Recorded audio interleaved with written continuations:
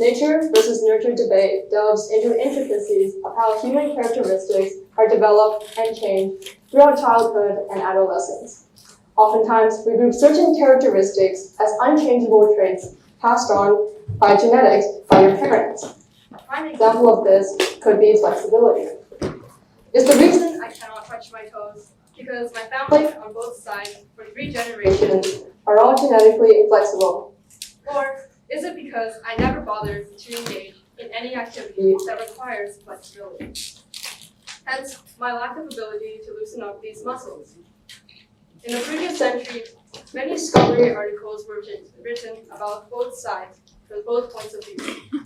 Those who believed that genetics were the sole reason, or the nature supporting side, conducted various experiments, various large-scale experiments.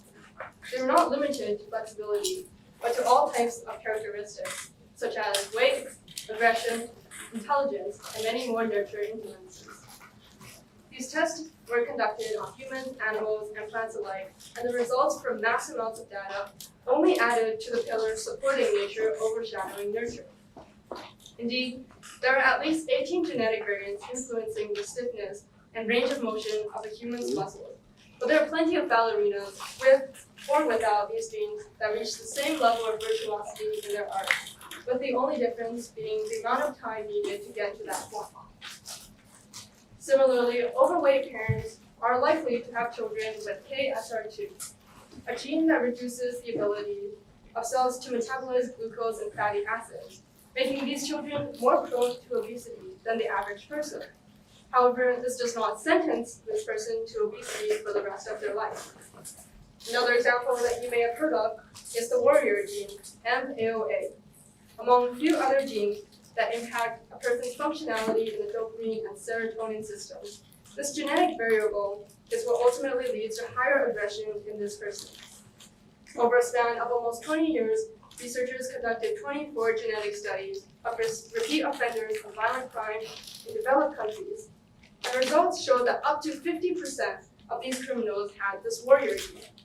Now, you may say, still, that's only up to 50%. More than 50% of these criminals do not have this warrior gene, yet they still commit violent crimes because there are other factors, such as mental illness, living conditions, pressures from society, and other nurture influences. And you would be right. With this lead, researchers decided to look deeper at the root of the cause. This time, instead of adult violent crime offenders, the sample group was 2,500 grade 7 to 12 boys in the United States. In 2008, Professor Huang Guo produced results of early demonstration of aggression with a genetic basis through violent delinquency in teenage boys with the gene MAOA, the warrior gene. Well, there we go. Aggression is based on genetics. Behavioral traits are based on genetics. But the story is not finished. Although these boys demonstrated an incline towards violence and aggression, only those that struggled with some form of intense stress, low popularity, or academics exhibited violent aggression at this early age. So basically, all that research and genetics from centuries and centuries to support a single point that genetics are the reason for behavior, only to be taught by a simple, it depends. Moving away from the previous scientific approaches, supporting nature over nurture, let's take a look at some ideas that come from the nurture supporting side, from a more sociological and psychological viewpoint.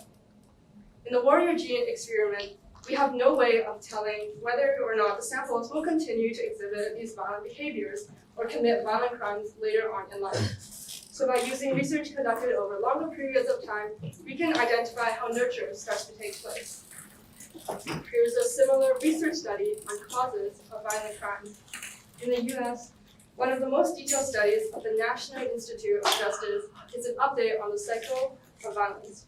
In the study, 908 cases of substantiated abuse or childhood neglect, and a comparison group of 667 children not officially reported as abused or monitored from childhood to the age of 25.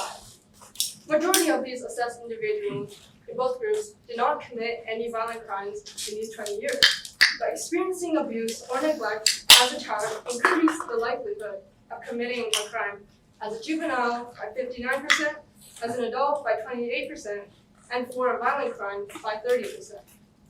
We will be focusing on the violent crime aspect of an additional 30% violent crime rate for children that experience childhood abuse or neglect. After doing some calculations using prior data, I found that over the same 20 years, there was an average of 504.4 violent crime offenses per 100,000 inhabitants in the US. This means that out of the total 1,575 cases participating in the study, approximately 8 people committed a violent crime. Out of these violent crime offenses, the percentage ratio of crimes for people with childhood abuse and those without childhood abuse is 65% to 35%. When you compare the effect of childhood abuse, which would be nurture, and with the data from the warrior gene experiment, which would be nature, you would find that nurture outweighs nature in this one, as a 65% effectiveness outweighs a less than 50% effectiveness. But does this mean that nurture is more important than nature? Again, I would have to tell you, it depends. What we can deduce from these two experimental results is that both have great influence, but may greatly change during different periods of growth. Nature is something that we cannot change, whereas nurture is something that will change as we mature.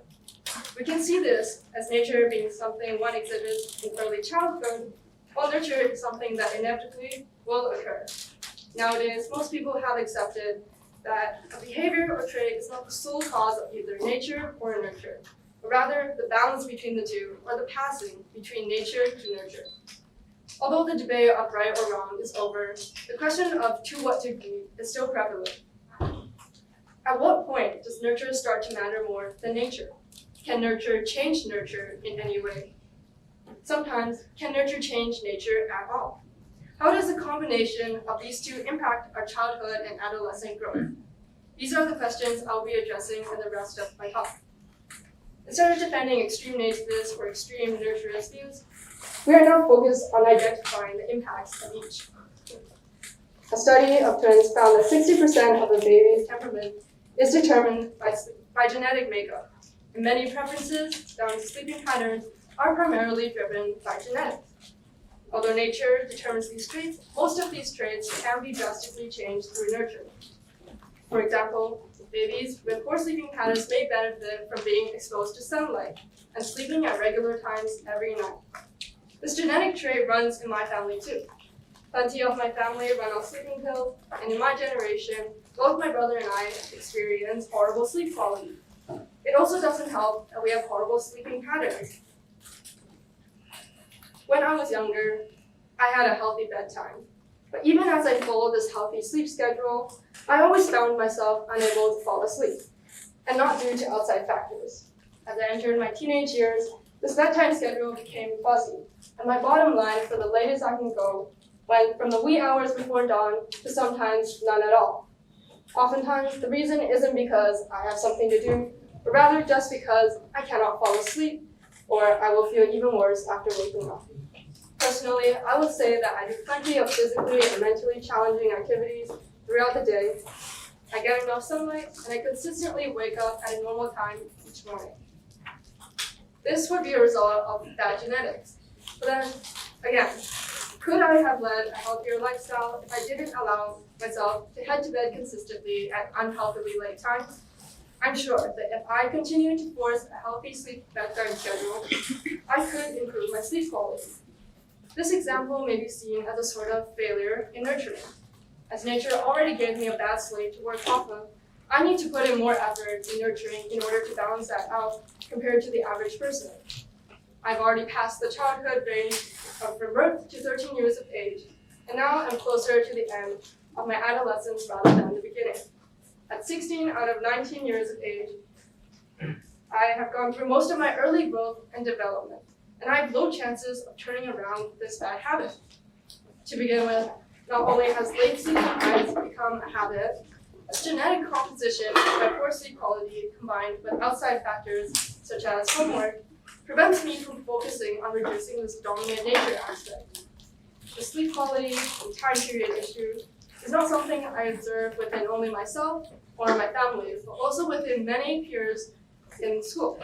Most of my classmates that maintain a healthy sleep schedule and experience high quality sleep are part of a family that also sleeps well. On the other hand, those that do not sleep well oftentimes have family members that also do not sleep well. The environment we grow up in or reside in for long periods of time may greatly impact our everyday lives. I think this example really highlights the importance of conducting nurture at an early age, at an early point of growth. As soon as nature begins to show up in the behaviors of a child, nurture should start to take over to ensure that growth happens in the best way possible. Usually, during early stages of growth, cognitive capacity is limited, thus allowing the natures of the child to manifest, essentially snagging the root of the problem and preventing encouragement of destructive behaviors are all nurture aspects considered when faced with a child's nature. What can be done to accentuate positive growth areas is by identifying areas of a child's nature that are positive and encouraging them throughout growth. Meanwhile, if we find any destructive natures, it is best to enforce extra measures to nurture to help minimize that dominant nature.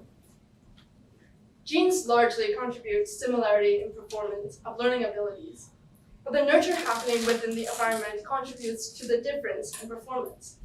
And thus, if I had to give you a short answer to the nature versus nurture debate, it would be an analogy to a painting, where the canvas is nature, and the painting on the canvas would be nurture. Thank you.